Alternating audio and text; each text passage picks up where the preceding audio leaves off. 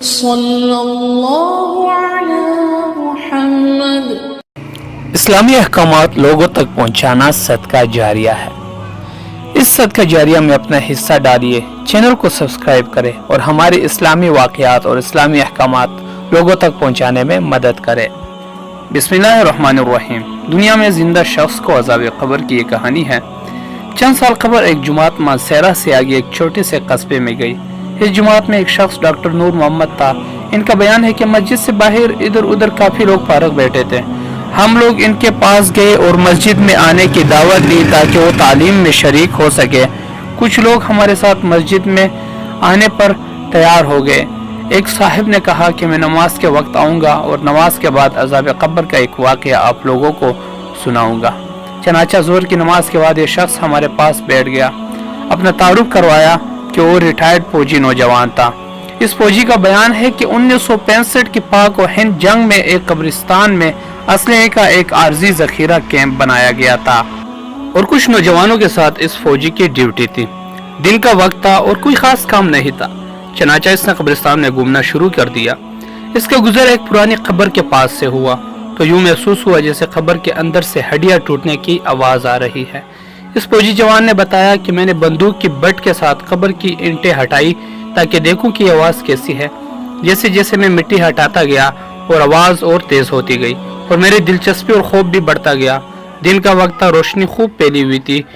کیا دیکھتا ہوں کہ قبر کے اندر انسانی ہڈیوں کا ڈھانچہ پڑا ہوا ہے اور اس پر چوہے کی شکل کے ایک جانور بیٹھا ہوا ہے، اور جب وہ منہ اس ڈھانچے پر مارتا ہے تو سارا ڈھانچہ اکڑ جاتا ہے اور ہڈیوں کے ٹوٹنے اور چٹکنے کی آواز آتی ہے۔ میرے سامنے اس جانور نے 3 مرتبہ اپنا منہ ہڈیوں پر مارا۔ مجھے بہت ترس آیا کہ یہ جانور اس کو بہت تکلیف پہنچا رہا ہے۔ چنانچہ رائفل سے جب میں نے اس جانور کو مارنے کا ارادہ کیا تو وہ مٹی میں چھپ گیا۔ تھوڑی دیر بعد وہ جانور قبر سے نکل کر میری طرف لپکا اور میرے اوپر ایسی دہشت سے سوار ہوا کہ میں اسے مارنا بھول کر اپنی جان بچانے کی خاطر بھاگ کھڑا ہوا۔ کافی دور جانے کے بعد میں نے مڑ کر دیکھا کہ وہ جانور میرے پیچھے تیزی سے بھاگا آ رہا تھا۔ قریب ہی پانی کا ایک گڑھا تھا۔ اس جانور سے بچنے کے لیے میں اس جوہر یعنی گڑھے میں داخل ہو گیا۔ میں نے پیچھے مڑ کر دیکھا کہ جانور جوہر کے طرف کنارے پر آ کر رک گیا اور قدرے توقف کے بعد اس نے اپنا منہ پانی میں ڈال دیا۔ ایک دم پانی کھولنے لگا۔ میں بھاگ کر جوہر سے نکلا۔ میری ٹانگیں جل رہی تھی، بہت جلد سرخ ہو چکی تھی اور ابلے جلے ہوئے پانی والے پھوڑے بھی پڑ چکے تھے۔ درد کے شدت سے میرا چلنا محال تھا۔ میں نے اپنے ساتھیوں کو آواز دی تو جب میں نے پیچھے مڑ کر دیکھا تو کچھ نہ تھا بلکہ وہ جانور غائب ہو چکا تھا۔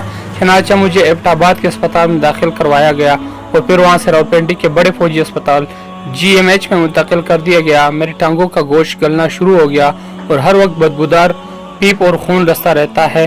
کسی علاج سے فاقہ نہیں ہوا۔ مجھے علاج کے لیے امریکہ بھجوایا گیا مگر مرض بڑھتا گیا۔ جو دوائی لگائی اور گوشت جاتا رہا۔ اس وقت دونوں ٹانگوں کی صرف ہڈیاں بچ گئی ہے۔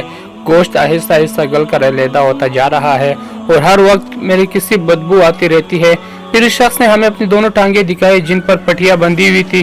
اللہ معاف فرمائے۔ اللہ تعالی ہمیں قبر و جہنم کے عذاب سے محفوظ رکھے، آمین۔ دوستو، اس سے جو ہمیں حوالہ ملتا ہے اور اس سے جو ہمیں حاصل یہاں پر ملتی ہے وہ ایک ہی بات ہے کہ بے شک بعض دفعہ اللہ تعالیٰ لوگوں کی عبرت کے لیے دنیا میں ہی اپنے عذاب کا مشاہدہ کروا دیتے ہیں، جیسا کہ اس واقعے میں بھی آپ نے ملاحظہ فرمایا۔ اللہ تعالیٰ ہمیں اعمال صالح میں لگنے کی توفیق عطا فرمائے، آمین یا رب العالمین۔ دوستو، یہ تھی آج کی ہماری ویڈیو۔ امید کرتے ہیں آپ کو پسند آئی ہوگی۔ اپنا پسند کے اظہار لائک اور ڈس لائک کی صورت میں ضرور کریں۔ ملتے ہیں اگلی ویڈیو کے ساتھ، تب تک کے لیے اپنا خیال رکھیے گا۔ اللہ حافظ۔